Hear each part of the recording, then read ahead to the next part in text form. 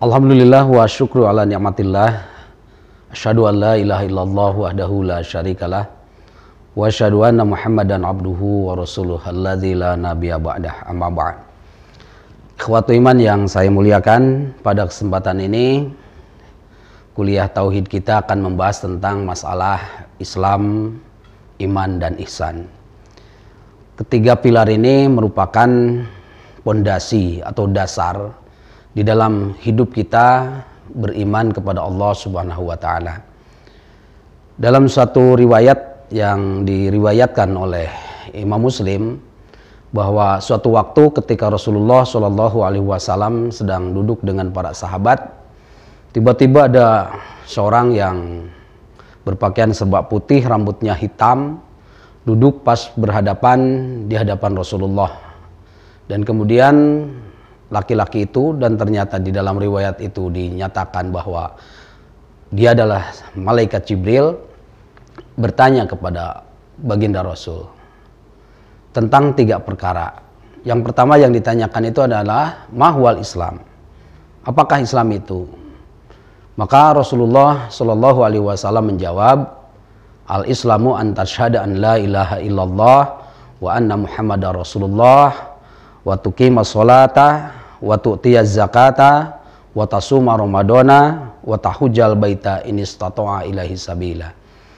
Jadi jawaban Rasul itu bahwa Islam itu adalah kau bersaksi bahwa tiada Tuhan selain Allah, Muhammad adalah Rasulullah, kemudian mendirikan sholat, menunaikan zakat, kemudian saum di bulan Ramadan, dan juga melaksanakan ibadah haji bagi yang mampu. Jawaban ini merupakan satu jawaban Rasulullah yang kemudian kelak atau kita di zaman sekarang ini menyebutnya sebagai arkanul Islam, yaitu rukun Islam. Rukun Islam ini merupakan satu pilar yang sangat mendasar yang harus betul-betul kita pegang, karena keislaman kita ini atau rukun Islam ini merupakan satu bentuk dari perbuatan lahir dalam diri manusia, yaitu perbuatan yang bersifat lahiriah. Apa yang pertama adalah antasyhada an la ilaha illallah wa anna Muhammadar Rasulullah. Engkau bersaksi bahwa sesungguhnya tiada Tuhan selain Allah dan Muhammad adalah Rasulullah. Kalimat ini merupakan sebuah pernyataan, sebagai sebuah ungkapan kesadaran di dalam diri kita manusia sebagai orang yang berislam, yang beriman, yaitu kesaksian. Apa makna kesaksian di sini adalah tidak berarti bersaksi dalam arti secara kasat mata, dengan kelopak mata kita, dengan kasat mata kita melihat. Tapi bersaksi di sini adalah sebuah kesadaran mulai dari aspek lahiriah dan batiniah, pengakuan diri kita sedalam-dalamnya tentang Allah Subhanahu wa taala. Tiada Tuhan selain Allah. Artinya menafikan hal-hal yang menjadi kecenderungan hati, yang akan membuat hati kita itu berpaling, yaitu la ilaha, tidak ada Tuhan, tidak ada ilah, tidak ada kecenderungan illallah, kecuali hanyalah Allah. Di sini bermakna bahwa kita menyaksikan sekuat-kuatnya, sedalam-dalamnya di dalam diri kita bahwa Allah adalah zat yang kita imani. Allah adalah zat yang betul-betul kita sembah. Tidak hanya di situ, tetapi kemudian juga harus ada pengakuan. Kalau hanya ada sebatas pengakuan tentang ketuhanan, tentang keimanan kepada Allah, umat yang lain juga mengakui. Tetapi di situ juga harus ada pembatas. Wa anna Muhammadar Rasulullah. Dan sesungguhnya Muhammad adalah Rasulullah. Muhammad is the messenger of Allah. Muhammad adalah utusan Allah. Ini pengakuan tentang keislaman itu, keislaman seseorang itu harus didasari oleh kalimat syahadat itu. Nah, yang kedua adalah wa tuqimas shalah.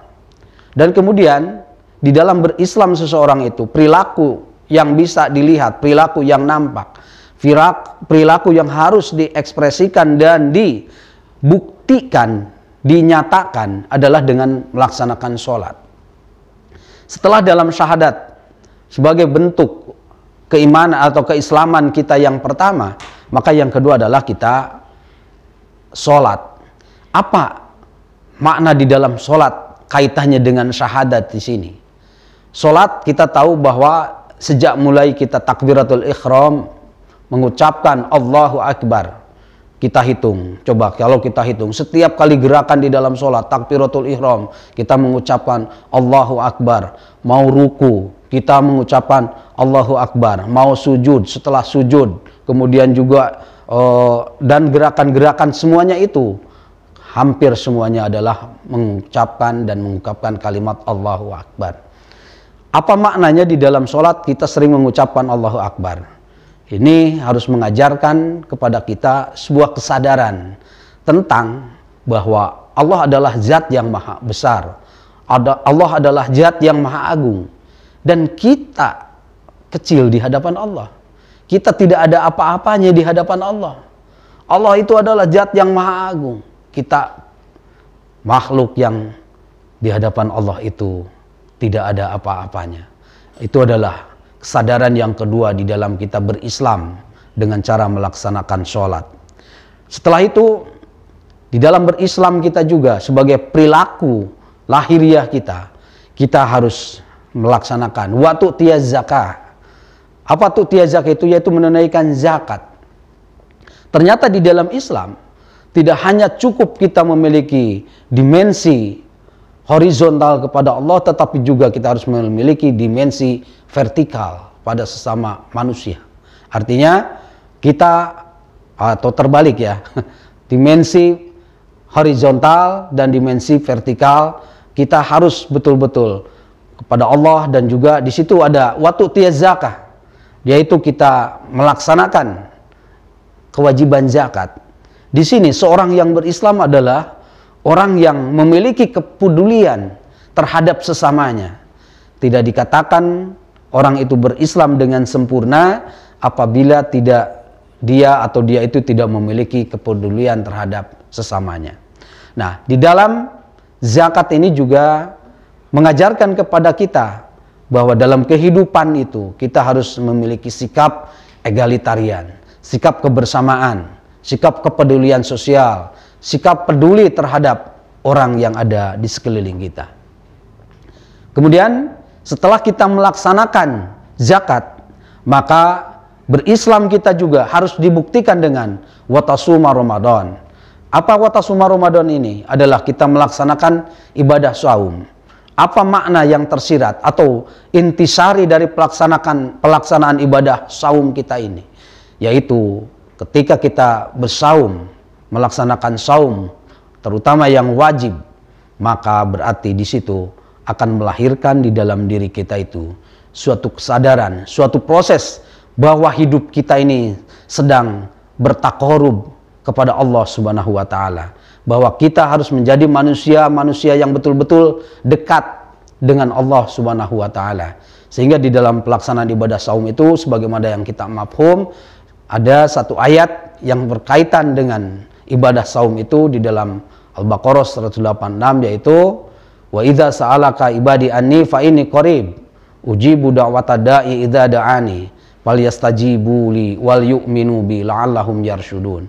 Ini adalah kaitan bahwa di dalam melaksanakan ibadah saum itu adalah hamba-hamba Allah itu betapa dekatnya, betapa orang yang melaksanakan ibadah saum merupakan atau sebagai suatu proses bagaimana dia sedang bertakarub kepada Allah. Maka saum mengajarkan kepada kita semua bahwa kita harus betul-betul dengan saum itu lebih mendekatkan diri kepada Allah. Karena Allah sendiri mengatakan kepada kita, fa inni qarib, aku ini adalah sangat dekat. Ujibu da'wata da'i idza da'ani, aku akan mengabulkan setiap orang yang bermohon kepadaku. Nah, ini bahwa di dalam rukun Islam yang keempat kita melaksanakan ibadah saum, berarti di situ adalah ada makna yang bisa kita ambil bahwa kita sedang melakukan sebuah proses taqarrub, mendekatkan diri kepada Allah Subhanahu wa taala. Kemudian ibadah atau rukun Islam yang kelima sebagai bentuk perilaku lahiriah kita bagi kita yang sudah melaksanakan atau ada kemampuan untuk melaksanakan dan menyempurnakan keislaman kita, yakni dengan melaksanakan ibadah suci atau dengan yang lebih dikenal kita berkunjung, bertamu ke Baitullah, tentu saja yaitu melalui bulan-bulan dan tahun-tahun atau bulan-bulan yang sudah ditentukan. Di dalam pelaksanaan ibadah haji itu sehingga disebut bahwa puncak ibadah haji adalah Arafah. Ini mengisyaratkan dan menggambarkan kepada kita bahwa dari proses pelaksanaan ibadah haji itu adalah menyadarkan kepada kita Arafah, supaya kita mengenal diri manusia, supaya kita mengenal diri kita sendiri, supaya kita betul-betul sadar tentang hakikat kita, dari mana kita datang, sedang apa kita berada, dan menuju kemana kita akan pergi. Rukun Islam ini atau yang Arkanul Islam yang sekarang kita menjadi bagian dari pelajaran yang dipelajari mulai dari tingkat pendidikan bawah sampai perguruan tinggi, itu adalah merupakan ini bersumber dari hadis yang tadi disampaikan oleh riwayat Muslim ketika Jibril bertanya kepada Rasulullah, "Mahwal Islam?" Selanjutnya Jibril setelah mendengar jawaban dari Rasulullah tentang Islam, kemudian Jibril pun bertanya, "Mahwal iman?" Maka Rasul pun menjawab, "Al-imanu antumina billahi wa malaikatihi wa kutubihi wa rusulih wal yaumil akhir wa tu'mina bil qadri khairihi wa syarrihi." Bahwa iman itu adalah engkau beriman kepada Allah, kepada para malaikat, kepada kitab-kitab, kepada para rasul, dan kepada hari akhir, dan beriman kepada takdir baik dan buruk. Ini yang kemudian melahirkan dan mengilhami atau menjadikan bagian dari pelajaran-pelajaran yang kita pelajari bahwa rukun iman itu ada 6. Inilah hadis yang menjelaskan kepada kita bahwa iman itu pondasinya diawali dengan iman kepada Allah. Iman kepada Allah merupakan satu pondasi yang paling awal. Nah, mengapa menjadi yang paling awal? Karena memang kalau kita berbicara tentang masalah keimanan itu sesuatu yang abstrak. Maka sangat kadang-kadang susah atau dijangkau oleh pemikiran-pemikiran rasional. Makanya kalau dalam pemikiran-pemikiran atau aliran-aliran filsafat seperti naturalisme itu, mereka mengatakan tidak ada pengakuan keimanan terhadap supranatural, bahwa alam ini hanya tercipta, alam ini terjadi secara natural, secara alami saja. Mereka mengatakan ini tidak ada penciptanya.